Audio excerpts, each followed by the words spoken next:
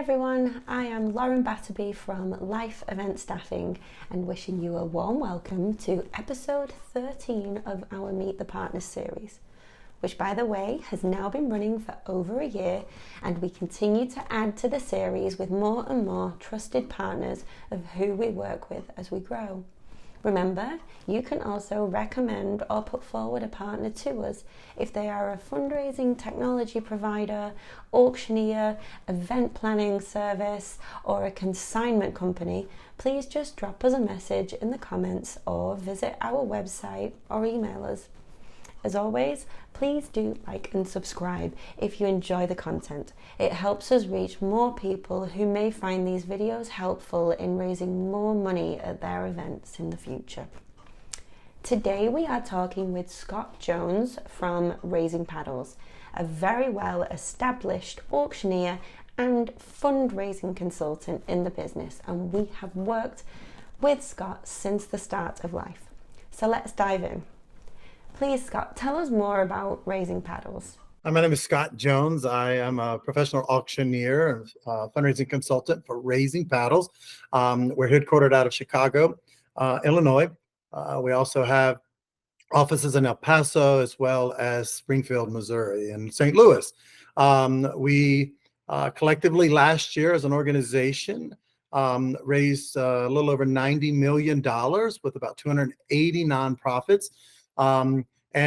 We have a team of 4 partners, 3 senior partners and a junior partner, and we employ about 14 additional auctioneers and professional fundraisers along the way. Myself, I am the only auctioneer in the world to finish and complete the CFRE certification, which for nonprofit leaders and organizers and managers, it's kind of the elite of the elite. There's only about 7,000 CFREs in the world, about 3,500 here in the US. It's a certified fundraising executive. I share that with you just because my passion is not just being an auctioneer. I've done that for 27 years. And so I wanted to be more than just the fast talker.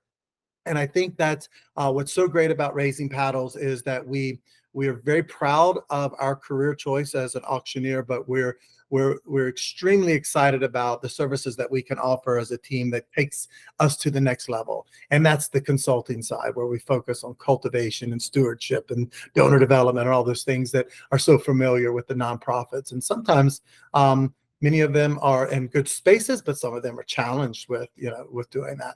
I also just completed my graduate certificate from Texas A&M and the nonprofit leadership and management. So I'm excited to be able to offer that again, continuing my education so that we can continue to grow our consulting side. We focus heavily on special event fundraising. We're fortunate to have an amazing team that supports us so that, quite often, we work for many different segments and many different sectors of the nonprofit space. And so having diversity on our team, having that ability to be able to partner or pair the right professional fundraiser with the right organization makes a huge difference. And so we're excited to be here today to introduce myself and Raising Paddles as a company. And I think this spring we're already I think we're now all closer to have done finishing 130 events, 2 this weekend. So we're still moving through the summer events now, getting ready for our massive busy fall. Thank you for the intro. Obviously, you cover a lot of elements of the preparation through to the delivery of the auction. But maybe can you talk specifically about the model and how you take your clients through your service? Yeah, so our model believes wholeheartedly that it's the work that we do in preparation for the event that creates the success that occurs at the event. So much of our services are based on the consulting or the guidance, the suggestions, the strategic planning that takes place prior to the event. Typically, that looks somewhere between 12 and 20 hours that we could dedicate and commit to each client. Usually that, for me, it's usually about 6 to 8 calls. They're about an hour long. And each one of those are guided and they're focused on certain elements of the fundraising, from logistics to fundraising goals to all the fundraising elements. And finally, even after the event, a post-event debrief or wrap up. So, I do think it's important to have these calls because my goal and all of our partners' goal and our auctioneers is we want to be seen as an extension of the nonprofit team, extension of the organization. And when we are able to connect on these multi-levels or these consult calls, we're able to understand the mission more. We're understand their donor base better. And so that we come in that night of feeling confident. Yep, totally understand. And we're on the same page there. So sorry to cut you off. I just think it's an important point that nonprofits need to understand. Like you say, we are an extension of your team. We are wearing your organization's hat. It's the same with the Life on Site staff. Combined with you guys or other auctioneers, we aim to be seamlessly integrated to create that great experience for the donors, as well as making the whole fundraising process smoother and more efficient. Sorry, go on, Scott. So we come in those nights totally prepared, like being connected to the mission, as well as, feeling like that we're not a stranger. Because asking people for making donations as a stranger is sometimes uncomfortable. We try to avoid that. So yeah, it's a fairly high level product and service that we offer. And our goal is to always just be able to add value to their already successful event. Awesome. Yes. Great stuff. Scott, we so often ask our partners of success stories, ones that stand out where it shows an example of how nonprofits benefit from their service. Do you have any that you can share with us? Yes, I think I have several of those, which makes me feel honored for them and happy for them. Quite often when we take on a first-year client, there's a lot of due diligence, there's discovery we need to do, and certainly not being a part of past events, it's our goal to play catch up. So we look heavily in the last 3 to 5 years of event reporting and event results, so that we can kind of project the plan. We use a lot of analytics. We use numbers to help guide us. So we look at giving histories, we look at participation levels, we look at the average level of giving, and then we can help make suggestions when we're doing that strategic planning. I'm a true believer that fundraising is not necessarily about raising money. It's about creating relationships. And once you create them, continuing to cultivate them and steward them. And so once you have a close, intimate relationship with a donor, I think the donations and the giving just organically comes. And so my biggest success that I see is the board engagement activities that I offer, as a professional fundraiser, where we can take a active board or maybe an inactive board, and we can teach them and convert them into a fundraising board. And so the boards are obviously the key to every nonprofit's success and fundraising. And so once we can help develop their mindset to be geared towards how do we be successful for this upcoming event, then what happens is we just see it just expanding. It's a great return on the nonprofit's investment to get their board engaged. Great strategy. You see, this is the reason we have our video series. You would never know the effort and experience behind the scenes to cultivate the successful auction. And clearly you work with nonprofits to grow and nurture them. What kind of timescales do you work to for this type of strategy? So typically what I do is put a 1, 3, 5, and 10-year plan in front of each client after the first year, where I kind of, earn their trust. And earn the confidence that they see in me as to help guide them into the next level of fundraising. I think that's important for them to kind of have that snapshot, that vision of where they can be. And usually what we see in our first year is about 180 to 220% increase in fundraising based on the strategies that we use in that preparatory stage leading up to the event. Wow, that is a serious improvement. Pretty amazing. Which is pretty amazing. Could you do me a 1, 3, 5 year plan for life, please, Scott? I love it. Absolutely. Yeah, I think it's important for them to realize that this is more of just an agreement between two parties. It's a relationship, and just like with our donors, it's my goal to build that relationship. And when I become a familiar face, both internally with staff as well as board and leadership, but also year to year coming back and being in front of their donors and their constituents, it makes a huge difference for that level of comfort that they have. Now I become again a part or extension of that organization. And even though, I said there's 6 to 8 phone calls, there's usually about an hour and a half to 2 hours dedicated after and leading up to those meetings and before. So really, a phone call is about 3 to 4 hours worth of committed time that we give to each one of our clients.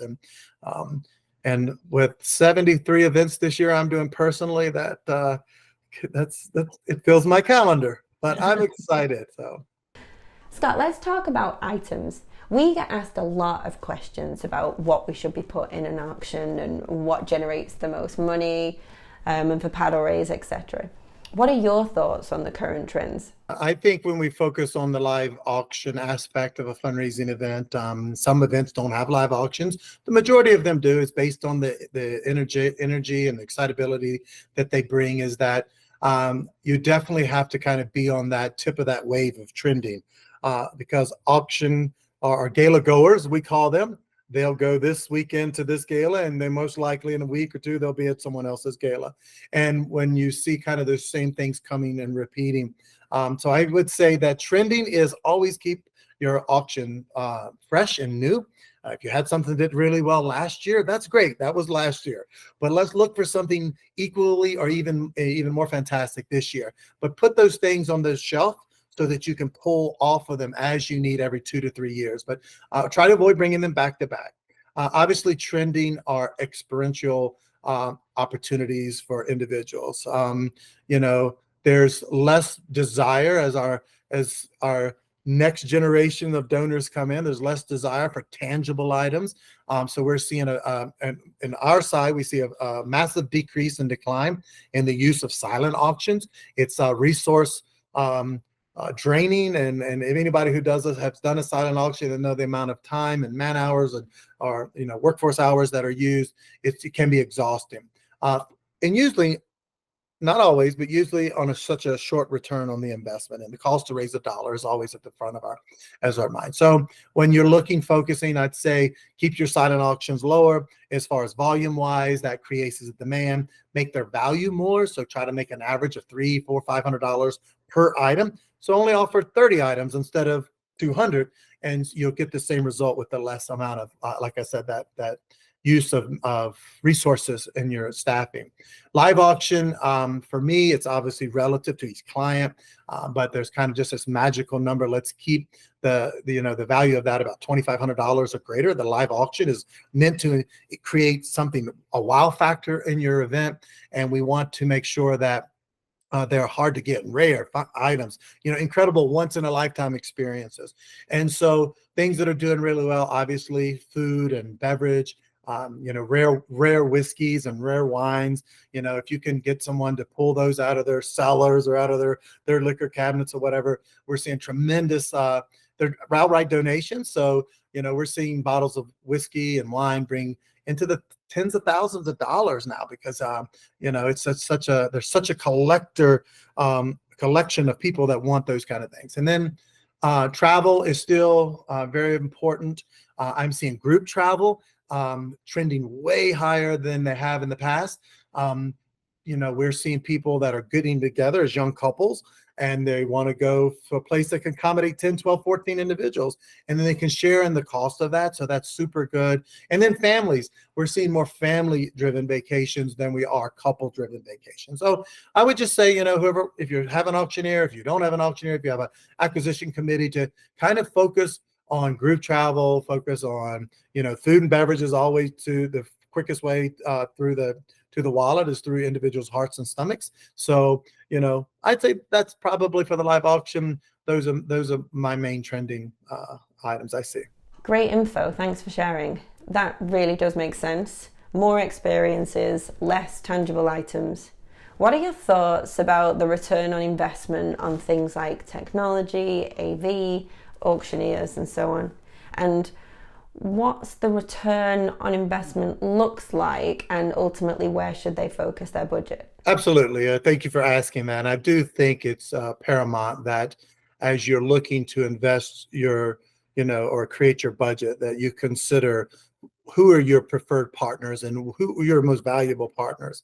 And certainly in that, obviously, maybe event planner is in there, your sound and AV is super important. If they can't see you, can't hear you, it makes for a very difficult program. And then extend that through, your professional fundraising auctioneer. I'll talk a little bit about the differences, and then obviously event management software that drives donor experience, and then staffing. Quite oftentimes, it's so important to have professionals in the room that understand how to run that software, how to manage check-in, and I'll delve into that as well. Professional auctioneers. This is, in my opinion, for most organizations that I work, their most important night of the year. And there, as any service provider, there are all different types and levels. There's different doctors, there's different dentists, there's different lawyers, and there are different auctioneers. And each one of them are, typically very good at their sector or segment of auctioning that they do. Mm-hmm. But I would say using a professional auctioneer over just a general or traditional auctioneer who sells like grandma's pots and pans, or maybe some fantastic art, or maybe the board member that's a volunteer, or maybe the chairperson's uncle that wants to get up and showboat, is that fundraising is extremely driven by donor relations.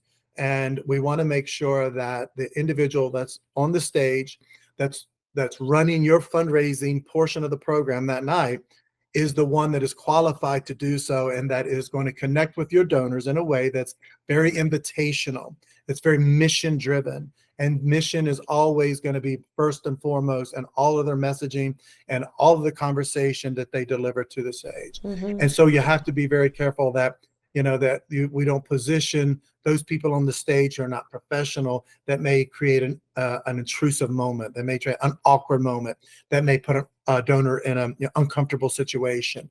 And oftentimes these volunteer or these individuals that don't charge, and you think you're saving money, what we see is, we see an amazing increase in your revenues that you get the night of, as much as 200-300% more than using the untrained individual.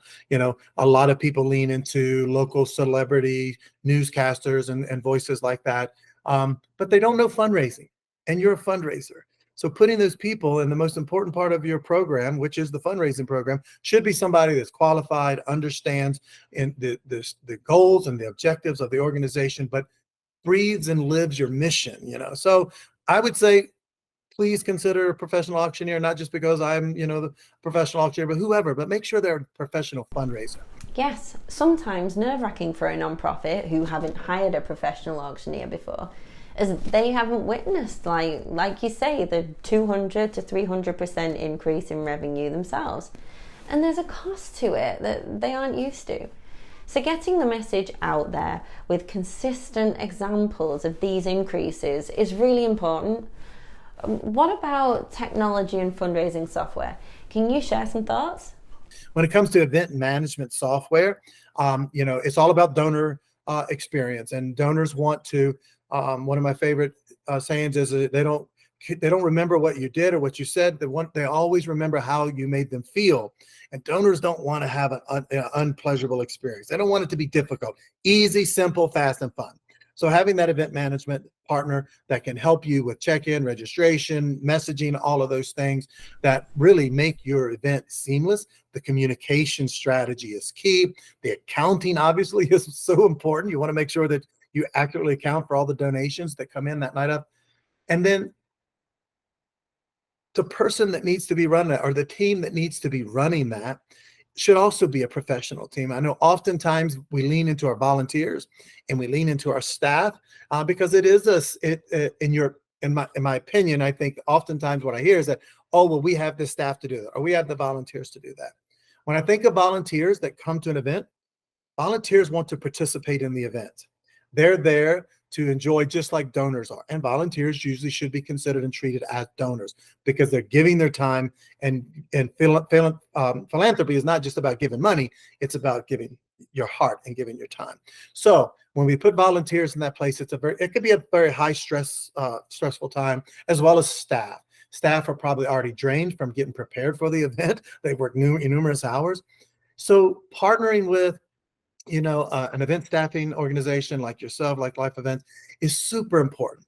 And I think when you talk about the return on the investment for all of these, is that this is probably one of the most important, because what I often see is development directors, executive directors, special events coordinators, they're running around trying to do all the logistical stuff, is checking in, taking care of problems that are happening at check-in or somewhere at the seating.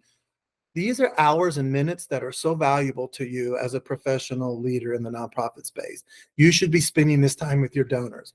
You should be shaking 50 hands or more. You should be talking about your mission. You should be talking about their why. You should be welcoming them, thanking them. And if you're doing all of the kind of that legwork, that behind the scenes work, you're pulling yourself, you're extracting yourself from the fundraising goal, and that is develop, cultivate, and steward relationships so that you can continue to maintain donor retention. It's huge. And when you're actually doing the logistical part, which has to happen, you're taking yourself out of that picture. And so I think, in anything you do, whether it's a wedding, whether it's a birthday party, or whether you're traveling, whenever you connect with a preferred partner that's professional, understands the industry that you and the objective that you're trying to do, their focus is that lane. And when we veer out of those lanes, that's when we tend to see potential, mishaps happen or problems happen, and then the snowball effect happens. So, yeah, obviously it makes sense. There is an investment. Compensation is there, but it's such a great return on your investment. Well, I'm sold, Scott.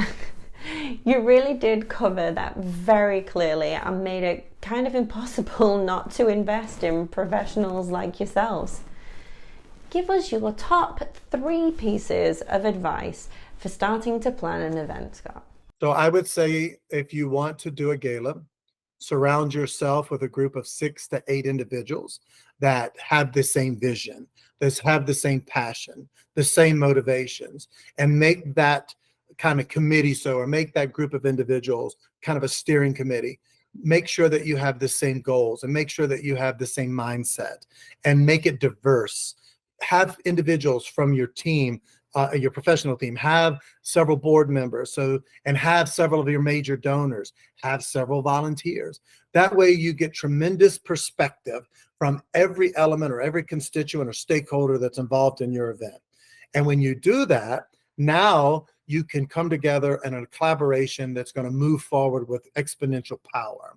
Secondly, I would say make sure logistically that you're always about 3 months ahead of the next action. So if you can get this committee and you can start, spreading some of the objectives and things that need to be done, now you can plan ahead and you can do all of these things in advance so that you can figure out, prioritize. I call it triaging what's most important. Obviously, venues, picking your date is super important. Picking your professionals, I think that you have to partnership with your professionals. Event planners, auctioneers, sound and AV. Some people use sound that's up in the ceiling for, that's meant for background music. There's no way people are going to hear when you pack 500 people in a room or 300 people in a room. So find out who those partners are. Reach out. The best thing to do is talk to other people in your industry. Talk to your peers.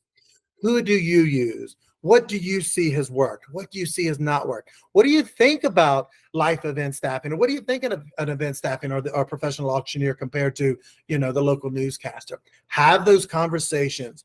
Nonprofits want to help nonprofits. Even though there's a competitive space there for donors, they certainly support each other.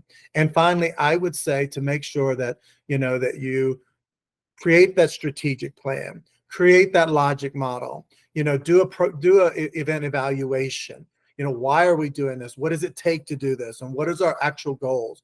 And don't let those goals always be driven by filling seats with individuals. Just because we have exponential people, that doesn't equate to exponential giving.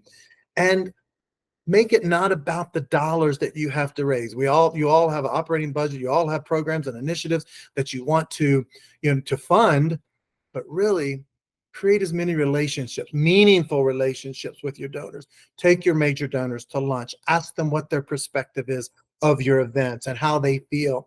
Ask them, can they introduce you to some of their people in their business and social networks? And maybe you take them out as a group together. Find out what's important to them. And most of all, listen and talk less. Listen and talk less. And if you do all of that, if you do those three things, surround yourself with a strong, supportive team, include as many different varieties, perspectives from your major stakeholders from that. And then, prepare for the event well in advance. And most importantly, just partner, with the team that's going to raise you up. If you partner with me, my job is to make you look great.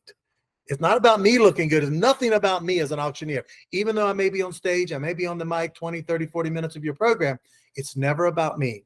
It's always about the mission that we serve. And I think that's huge. Fantastic advice. Scott, you hit the nail on the head multiple times. Yeah, I think one of the things that I left out, but I think it's important, is create a job description for each individual, each group of individuals that are going to participate prior to, during, and after the event. Even if it's the cleanup crew, even if it's the sponsors or whatever it is, but be deliberate. Give them direction. Oftentimes we say, "Hey, we'd love for you to do this," and I said this because you said delegate, and it's more, and take it one step further. They want to help you. They want to be there, and sometimes they don't know what to do. So if we provide them with a very clear description of what we can hope to achieve with their help, whether it's paid or whether it's volunteered, is then they have a guide. They have clear direction, and what you'll see is greater performance. So one of the things I always advocate for is, and I do this even for our board of directors, does the board of directors have a job description based on what is expected or what you would like for them to do to participate in this upcoming event? And oftentimes I let them help build that job description, because if they can participate in the build out, they already have ownership in it. So what we see is greater participation. And our goal is 100% participation from the board, from volunteers, from staffing. And we never want to create, an overwhelming burden on anybody that is helping you on your special night. Too oftentimes I see volunteers leave with a bad experience. And it's because they were under pressure and they didn't know what to do. And, maybe they spilt a glass of wine at the checkout desk when you yourself and your team would never have any liquids around that. But again, those things we have to be mindful of, and partnering helps mitigate all of those potential little mishaps that can take place. Thank you so much. This has been truly great. I mean, what an episode. Before we wrap up, I know you just wanted to mention a little bit more about the workshops that you guys host. And one of the things at Raising Paddles that I feel like we set ourselves apart is we're really not sales individuals. When we're seeking new clients or seeking to grow our client base, is that we all are about sharing, educating, promoting.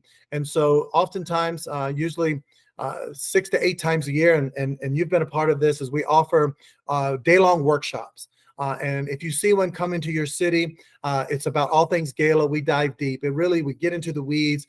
We talk about every aspect of building out the perfect event for your, and we help guide you. It's all educational driven. It's all numbers and data driven. And it's a great night. We actually make it a gala style so that we can kind of, cater to our nonprofits who don't get a chance usually to sit in the seats and enjoy. So it's meals.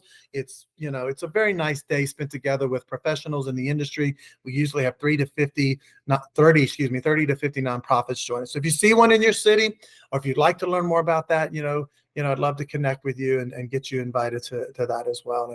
And so I'm excited for your fundraising fall season. I wish you absolutely the most incredible event that you've ever had. And so thank you Lauren, for having me here today.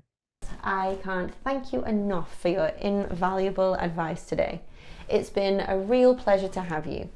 No, I feel extremely honored, and I'm very gracious that you invited me here today to share a little bit of that time. And so free to connect with anybody that wants to connect. So thank you.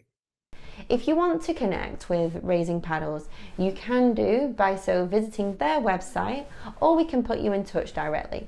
Just reach out and they can do wonders for your event success. And combined with the team from Life Event Staffing, you've got a winning combo.